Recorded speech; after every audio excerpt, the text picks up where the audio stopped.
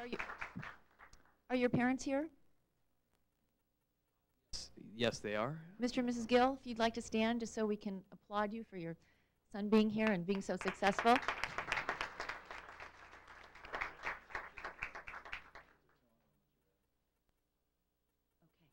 And Jack, would you perform the ceremony, please?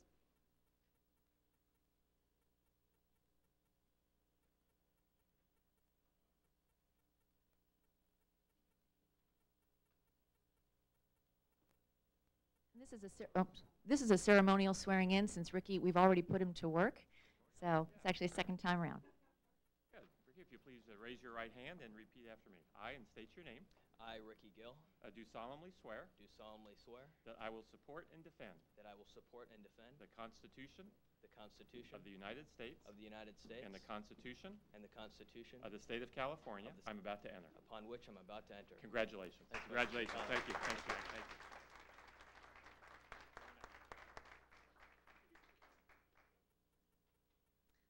Okay, let me just say a few words about Ricky, and then Ricky, I'll invite you to say a few words to everyone present. Ricky's a senior at, and help me with the pronunciation here of your high school. It's Tokay High School. Thank you. In addition to being an outstanding student, Ricky is actively involved in his community. He is chair of the Greater Lodi Youth Commission and a volunteer at the Lodi Memorial Hospital. He has participated in the National Student Leadership Conference and the American Legion's Boys State. Ricky? I just want to say thank you, first of all, for the opportunity to serve. It's an honor for me to call all of you accomplished people my colleagues. So for a 17-year-old, that's quite a thrill. I look forward to the upcoming year, and thanks so much for the opportunity. Also, want to acknowledge some people in the audience. My parents, thanks for giving me the start. I really appreciate everything you've done. And Mrs. Dent, my vice principal, came up here to support me. And thanks so much, everyone in the audience. I'm sure you all care about education, and it's going to be great working with all of you in the upcoming year. So thanks to everybody here. Okay. Thank you, Ricky. And while we have an arrival, we also have a departure of our esteemed executive director. I want to invite the board comments on at the end of the meeting on instead of today. Item 39, the New West Charter School petition, that has been postponed until November. Waiver W4, Eagles Peak Charter has been withdrawn by the charter school. And waiver W27 has Weisburn School District has been withdrawn by the district. Withdrawn by the district.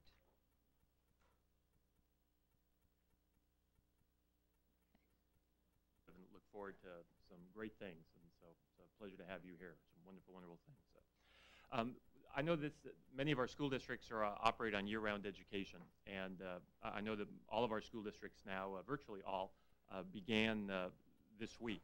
And the week of Labor Day is traditionally the first week of school for many of our schools. And so I think that I would like to just take a couple of minutes to kind of reflect and talk about some of the challenges and the opportunities that we continue to have facing the challenges and opportunities of the 6.2 million students that we try to assist on a daily basis. California continues to, and well documented, that 25% of our students continue to learn the English language. And by the federal government's definition, we have over half of our students come from economically disadvantaged homes. Today, we still have high standards and high expectations for all of our students, regardless of the challenges that they bring to we are going to have working together is going to be to continue to maintain the high standards that we've put in place and have high expectations for all of our students, not in our current program, our standards-based system. We ought to stay the course, and we ought to make sure that we keep the high standards and high expectations for all of our students. We must remember that it was only in early 1999 when a bipartisan group came together and adopted our standards-based system, put in place our accountability system, which really did bring a major sea change for all of public education. It's taken some time for our professional educators in the field to become more familiar with our standards. It's taken time for our instructional materials to catch up. And it's taken time for our assessment system now to be in alignment with our standards. And yes, we did receive some resistance from the field, but we also had the benefit during these early stages with a strong economy, and we could make more of an investment in education that I know all of us would like to see. We also saw, I believe, more focus and more professional development and more excitement on our standards-based education. When I've been asked during the last couple of weeks to attribute the mixed test results to the test scores, I've tried to say that it's been some difficult budget years during the last 3 years, and also I think I have seen somewhat educational complacency in the terms of, so that's where I believe I intend to focus. To that end, we are going to have a high school summit, and our summit's going to be here in Sacramento, October 25th and 26th at the Convention Center. We expect to have literally hundreds of people from throughout the state representing the high school community, representing the business community, representing professional educators from across the country. We've been able to solicit some great speakers and some folks that have been able to turn high schools around. Folks that coming from high schools that are 1s and 2s that are now 6s and 7s on our API.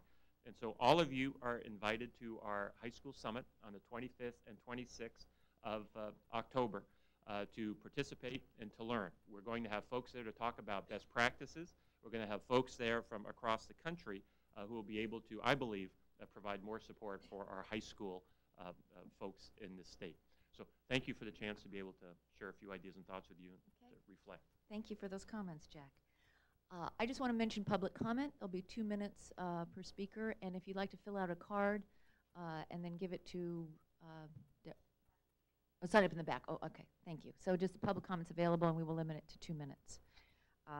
Okay, now we are on to item 1, State Board Projects and Priorities.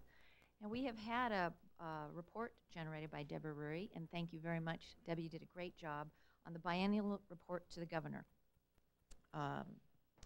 And I need a motion on that would approve this biennial report. Second. Okay, Glee moved, second by Janine. Okay, the motion would be to approve the 2002-2004 biennial report to the governor. All those in favor? Any opposed? Okay, motion passes unanimously. Thank you. Now you have a sheet of paper, everyone, all the board members, on education principles. What I'd like to do is, essentially, these education principles are similar to the legislative principles that the State Board has adopted over the years. And this is really by consensus to have a reaffirmation of these principles, to which the governor very much supports and has signed on to. So, warm things up. I can't believe that this group is this quiet.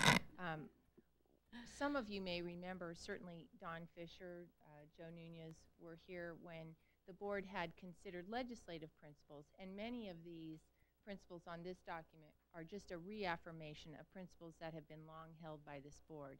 There are a few small changes in here, but in essence, nothing in this document is new to the board. I think it would be important for you to all read through them and then have a conversation about them. But I just wanted to let you know that they've been around for quite some time. I think that the principles are well done, and it's important, as far as I'm concerned, to have the board and the governor on the same sheet of music. And this will put us on the same sheet of music. We understand where he's coming from, and he understands where we're coming from. thank you. I think that's important as well. Suzanne? Does that mean Don's going to sing? Yeah. I look forward to it. I've often said that I think California might arguably be the most deeply aligned state in terms of standards at this time because of the hard work that's happened over the last several years. And I think what's really exciting to me about these principles is not only are they all solid in their own light, but they speak to the deep alignment that has happened in California around making sure that all of the pieces listed here line up to the standards. And that's a really significant accomplishment, and I'm thrilled to see it continue to be the anchor that guides the policy making for education in California. Okay, Bonnie? I just wanted to say that I think that, of course, the standards are excellent. I think it's very important what Don said, that shows the alignment between the governor and this Board of Ed and tells the entire education community and the public about the direction we're committed to. I think we all know that the college system, one of the points says here in terms of strengthening the alignment with which is that one? Item 7, strengthening the Coordination. coordination between K-12 and higher education. And I think that one of the things I think that we want to move forward on is with Ruth and Ray and then Ray's successor to meet, to create a meeting with, and whatever the legal number of board members, with the president of CSU and really taking some action steps forward on that to really move forward in an aggressive manner to see that we can try to facilitate that happening Right. sooner rather than later. This is a truly standards-aligned system all the way up through Yes. higher ed. And I think that's very important. These principles, I'm so glad that the governor's articulated. We had a very good meeting about them, and I think everybody at the table was in agreement at that point. And so this is a great way to move forward together and a reaffirmation of where we have been and where we are going. So, Oh, and also, Ruth, I think it's also probably important to state, because I know a lot of people know that Secretary Reardon has talked about trying to explore with board leaders and other educators in the state other ideas, how we can strengthen principles and, quote, define ways of creating more local control that is consistent with these principles. right. And I know that Ruth and other board